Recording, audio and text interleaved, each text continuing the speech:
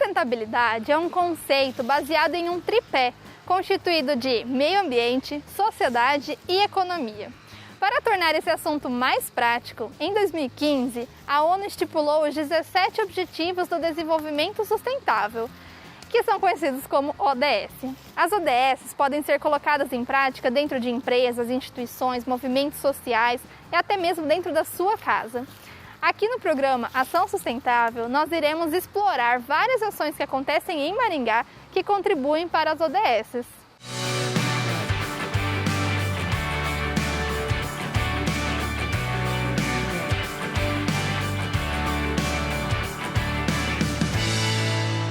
No episódio de hoje, nós vamos falar sobre agricultura sustentável e métodos de cultivo não tradicionais. Esses assuntos, eles vão abordar 4 objetivos do desenvolvimento sustentáveis: o objetivo 2, o 3, o 11 e o 12.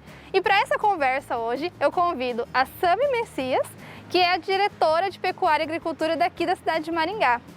E aí eu começo te perguntando, Sami, o que é uma agricultura sustentável? A agricultura sustentável é aquela que busca o menor impacto não só na sua produção, mas no uso do solo, no uso da água, nas florestas e principalmente seu transporte e suas embalagens. Então toda a cadeia produtiva deve ser sustentável. E quais os tipos de agricultura sustentáveis que podem ser praticados? Temos diversos tipos de agricultura. Uma das mais conhecidas é a agricultura orgânica. Mas ela é só uma parte da agroecologia, que é a ciência que estuda a produção de alimentos de maneira sustentável, com menor impacto. Nós temos também a agricultura biodinâmica, a agricultura natural, a permacultura e dentro dela também tem o extrativismo, tudo isso de maneira sustentável, estudando não só também a produção, mas a maneira cultural que o ambiente e que as pessoas vivem. No caso da produção orgânica, que é a mais conhecida, né? Qual que é a principal diferença dela para uma agricultura convencional? A agricultura convencional, ela em si já pode buscar maneiras mais sustentáveis. Mas a produção orgânica não é só a substituição de insumos. Não é só você trocar, por exemplo, um adubo químico por uma compostagem, um adubo orgânico. É todo o preparo de solo, o manejo de pragas e doenças, o controle também de menor consumo de combustíveis fósseis e às vezes até a agricultura orgânica não leva em conta depois o tempo de prateleira, a embalagem e o resíduo que essa embalagem pode levar. Mas pensar mesmo, até a agricultura orgânica e outras, pensar como um todo.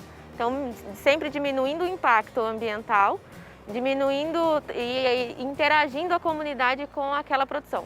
Quando a gente tem uma produção de alimentos mais sustentáveis, quais os impactos ambientais que essa produção está deixando de causar ao meio ambiente?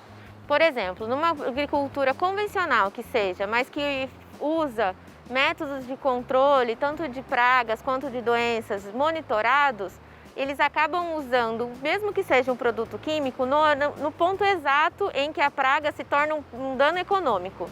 Não usa-se como maneira preventiva ou até às cegas, o que compromete demais o solo, a água, enfim, toda uma cadeia.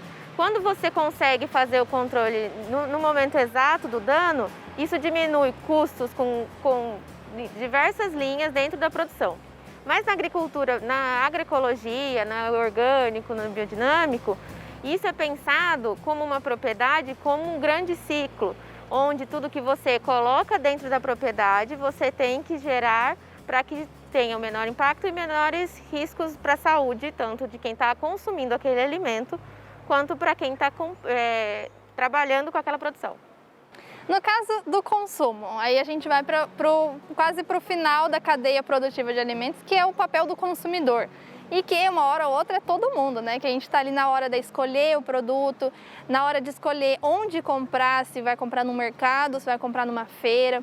Quais dicas que você pode dar para que no consumidor, na hora de escolher onde consumir esses alimentos, quais ações, o que precisa prestar atenção para escolher, né, a gente buscar sempre uma alimentação mais sustentável, né, que veio de uma cadeia produtiva que se preocupa desde o início dessa produção?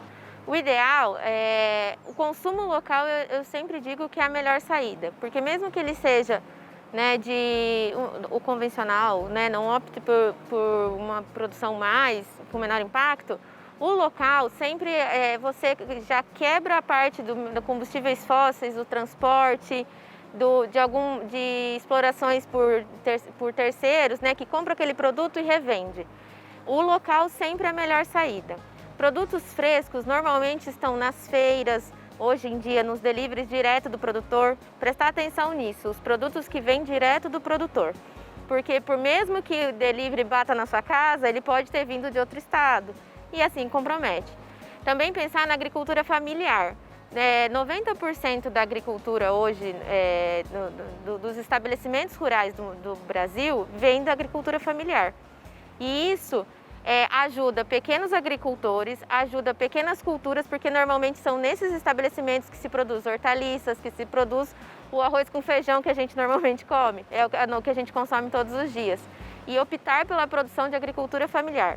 Normalmente eles optam pela agricultura orgânica ou mais sustentável, porque o custo disso também é menor para eles. E eles têm mão de obra, têm a família atuando, e isso sempre é uma vantagem. E os alimentos orgânicos têm com certeza menor impacto ambiental, sempre. Então, se puder optar pela sua feira de orgânicos na sua cidade, é com certeza a melhor escolha. Sami, muito obrigada pelas dicas e pela explicação. E no próximo bloco nós vamos até uma agrofloresta que fica aqui em Maringá para explicar na prática como que funciona um sistema totalmente diferente, né? Um desses sistemas de produção não convencionais de alimentos. Fique ligado!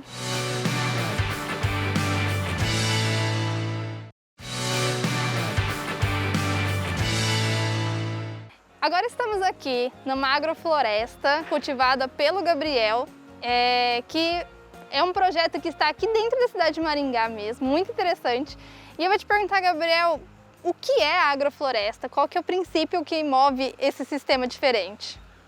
Bom, de maneira bem resumida, na agrofloresta a gente procura produzir de maneira semelhante à natureza. Então, por exemplo, a natureza não tem ninguém que vai lá e faz uma poda, não tem ninguém que vai lá, é o bichinho que vai, é o animal que pega e come uma semente e leva para outro lugar, ele pega um fruto e leva para outro lugar e aí a semente vai e brota quando ela tem condição. Então, bem resumidamente, a gente produz alimento, né? Então aqui a gente produz fruta, madeira de lei, árvores nativas. Conciliado com, a gente pode implementar uma roça, a gente está produzindo hortaliça aqui, então uma coisa sempre ajudando a outra, né? Na agrofloresta a gente não trabalha com competição. Uma planta sempre está ajudando a outra, então a gente sempre planta uma planta pensando no benefício que ela pode trazer para o sistema como um todo. E aqui não usa agrotóxico, nenhum tipo de agrotóxico, né? É tudo o sistema que se alimenta, né? Exatamente. E então aqui a gente tem intercalado hortaliças, alguma madeira, né, que você comentou, plantas que não são alimentares, né, que não produzem alimento. E qual que é a escolha do que plantar aqui? Como que vocês escolhem? Bom, a escolha, né, das espécies vai depender muito de cada produtor, né, da necessidade e do gosto dele mesmo. Porque, por exemplo, aqui a gente plantou, como é um sistema experimental, e o foco também não é tanto o financeiro, a gente plantou algumas árvores que vão florir, então que vão tornar a paisagem aqui mais bonita. Então a gente tem ipê, a gente tem o jacarandá, mimoso, então vai depender muito. E já dentro, né, da nossa necessidade, a gente plantou algumas coisas que para a gente e para o sistema também fossem viáveis. Então eu plantei o eucalipto, que um mamão, uma bananeira que está fazendo sombra para o meu pezinho de café, para o meu pé de xixá que está vindo, que são árvores que precisam de sombra, precisam de uma condição já mais estabelecida para vir. E aí com o material da poda, vou trazendo nutriente para o solo, matéria orgânica para o solo, então o sistema vai sempre girando automático. Legal. E você comentou que aqui então é um campo de experimentos, né, de pesquisa e de ensino. E qual que é a importância de se divulgar esse tipo de cultivo de alimentos diferente? Em que pé que a agrofloresta está a nível de conhecimento das pessoas, assim, de procura para se ter um tipo de alimentos, né, desde produção mais sustentáveis, ou em relação disso aqui, por exemplo, comparando com um cultivo tradicional que usa agrotóxicos, né? Quais são as vantagens de se ter esse sistema? Bom, primeiro de tudo, eu vejo a segurança alimentar. Porque, por exemplo, aqui nesse canteiro a gente tem alface, tem brócolis, tem couve, tem espinafre, tem salsinha e cebolinha. Então, por exemplo, se eu tivesse só alface aqui e desse um problema, uma chuva muito forte ou um inseto viesse e atacasse, eu ia perder todos os alfaces. Mas se vem um bichinho aqui e come um alface, para mim não vou sentir tanto porque tem outras coisas. E uma planta sempre vai ajudando a outra. O rabanete plantado junto com a alface, o rabanete sai antes. O alface e o rabanete plantados juntos, um beneficia o outro. Então, tem essa questão da abundância, tem a questão que você está regenerando o solo, né? O solo aqui, cada vez que a gente colhe, está melhor do que quando a gente plantou. Então, por exemplo, quando a gente tem o girassol aqui, que agora a gente colheu e daqui a pouco a gente vai plantar de novo. Quando tem girassol, é incrível o tanto de pássaro que vem aqui. Então, você não vê isso numa monocultura. A gente está produzindo fruta. A gente consegue dar como é que eu posso dizer, tem um maior ramo de clientes, a gente pode enquadrar muitos outros clientes, tem muito mais abundância de coisa, né, para vender, e a gente consegue se alimentar melhor. Por exemplo, na agrofloresta, daqui a pouco, quando essas árvores estiverem maiores, eu vou estar trabalhando na sombra, coisa que é bem difícil na monocultura. E tirando que a gente não passa veneno, quando você mata um inseto, às vezes você não mata só o inseto, você mata o inseto e vários outros que estão ali que são benéficos para o solo, que são benéficos para as plantas. Então, por exemplo, ontem eu estava tirando um inhame ali, eu achei uma cobrinha. Só que era uma jararaca dormideira que pra gente é excelente, porque ela come caramujo e lesma. Então a gente não tem problema aqui, porque justamente ela está vivendo aqui, ela está fazendo o trabalho dela. Então é isso, a agrofloresta e a agroecologia, né, que é também uma maneira que a gente trabalha, é sempre visando o meio ambiente como um todo, né, que a gente é só uma parte da engrenagem, só mais um grãozinho de areia. Então a gente tem que ver como que a gente pode ser útil. Então, eu podia ter tirado a cobre, jogado, matado ela, só que aí podia ser que daqui a um tempo tivesse uma infestação de caramujo e lesma aqui. Então são essas coisas, essas pequenas coisas que dão uma qualidade de vida melhor e um retorno financeiro, uma alimentação muito mais considerável, né, também, mais rica e nutritiva. Então, acho que bem resumidamente é isso. Legal. E aqui a gente tem que trabalhar até com um tempo maior, né? Até para as árvores crescerem e fazerem a sombra. A gente está falando de quanto tempo aí para fechar aqui nesse ciclo? Então, por exemplo, essas bananeiras aqui, elas estão com 8 meses de plantio. Esse mamão aqui está com 6 meses. Daqui um ano, ou geralmente quando você inicia, com uns 2 anos mais ou menos, você já tem Às vezes aqui, se a gente estivesse do lado dali, eu já ia estar na sombra. Então, se eu estivesse fazendo algum trabalho nesse canteiro aqui, eu já ia estar na sombra. Então, mas para fechar mesmo, cada árvore tomar o seu lugar, vai depender, mas uns 4, 5 anos mais ou menos, você já tem um pomar totalmente estabelecido. E Gabriel, você concilia toda essa produção de alimentos com um projeto social. E que também é muito interessante, eu queria te pedir para você explicasse o projeto, né, e como que uma coisa tem a ver com a outra. Bom, a gente tem a Abuna, que trabalha com imigrantes e vulneráveis. Hoje em dia a gente tem uma casa de acolhimento aqui, tem uma casa de acolhimento em Bangkok, que lá a gente faz nas casas de acolhimento, a gente recebe as pessoas, dá todo o cuidado médico, psicológico, aula de português, cursos, né, de capacitação, até ela conseguir um emprego, tá falando português e tá estável. Com a pandemia, a gente teve que fechar as portas da casa aqui de Maringá. Então a gente passou a dar um foco maior para as famílias que a gente já tinha atendido e outras famílias de imigrantes e vulneráveis que tem aqui na cidade.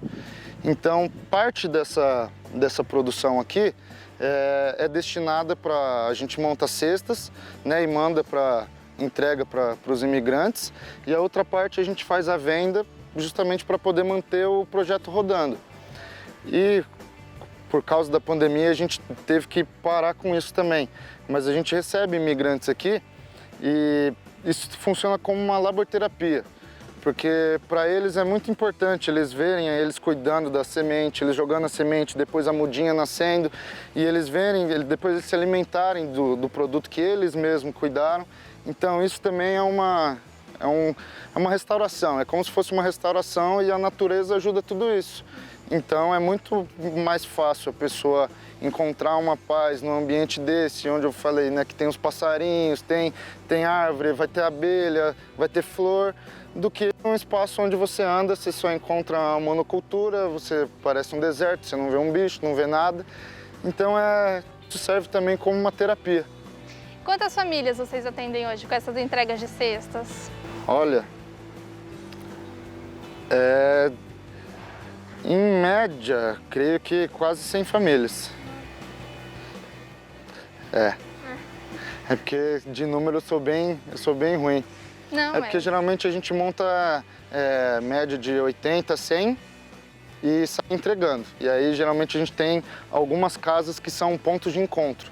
Então a gente chega lá, deixa, e aí eles mesmos, porque, por exemplo, tem dos haitianos, tem uma pessoa que dentro da comunidade que geralmente o pessoal vai lá conversar com ela e tal, então a gente já deixa lá e ela é responsável por fazer essa distribuição. E aí depois a gente vai acompanhando. Gabriel, então muito obrigada pela entrevista, por apresentar pra gente esse projeto, que do ponto de vista de produção de alimentos é muito interessante, né? Essa produção diferente, e ainda tem esse projeto social que também vem dar um tempero especial nessa produção aqui, que é bem legal. Obrigado pela oportunidade, né, de poder estar mostrando isso, né? A gente sempre fica muito contente em poder levar essa informação para as pessoas. E para quem quiser também acompanhar a gente, só buscar a gente nas redes sociais e quiser vir conhecer, conforme a pandemia a gente vai dando um jeito. Muito obrigada. E é isso, pessoal. Espero que tenham gostado e a gente se vê no próximo episódio. Até mais!